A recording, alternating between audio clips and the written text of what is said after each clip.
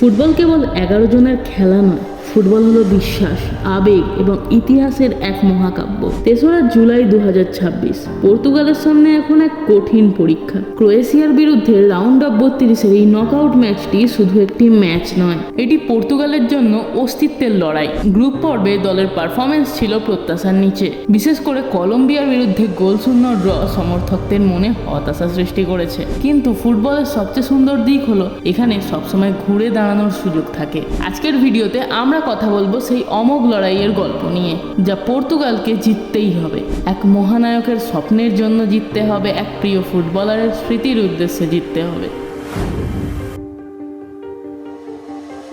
3রা জুলাইয়ের এই নকআউট লড়াই পর্তুগালের জন্য একটা বিশাল টার্নিং পয়েন্ট। গ্রুপ পর্বে আমরা যে অগোছালো এবং আত্মবিশ্বাসীন ফুটবল দেখেছি তা সমর্থকদের উদ্বিগ্ন করে তুলেছে। কিন্তু এই অতীতের ভুল নিয়ে ভাবার সময় আর নেই।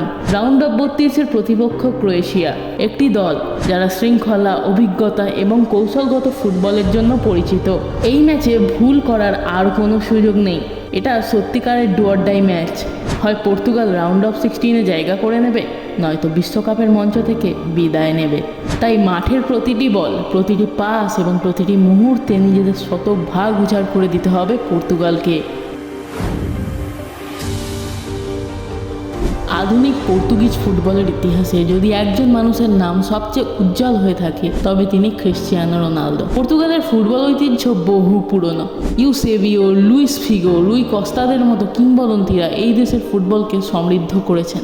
কিন্তু রোনালদো সেই ঐতিহ্যকে এমন এক উচ্চতায় নিয়ে গেছেন যেখানে পর্তুগাল আজ বিশ্বের অন্যতম সম্মানিত ফুটবল শক্তি।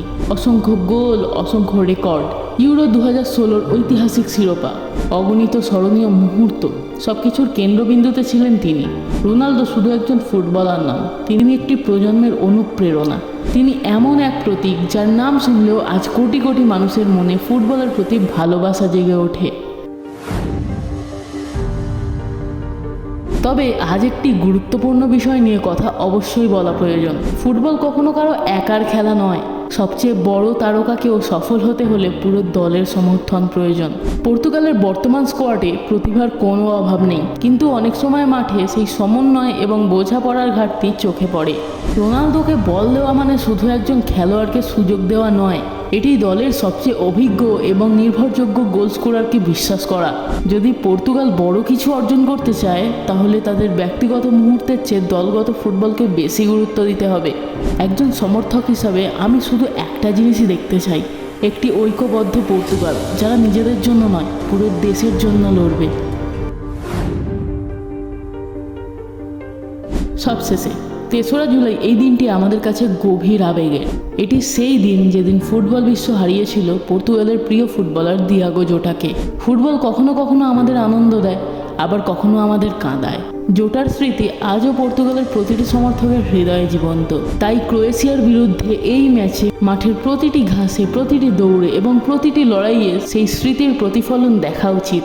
একটি জয় হয়তো কাউকে ফিরিয়ে আনতে পারে না, কিন্তু একটি জয় কোটি কোটি মানুষের হৃদয়ে তার স্মৃতিকে আরও উজ্জ্বল করে রাখতে পারে। রোনালদো, আপনি আমাদের ভরসা।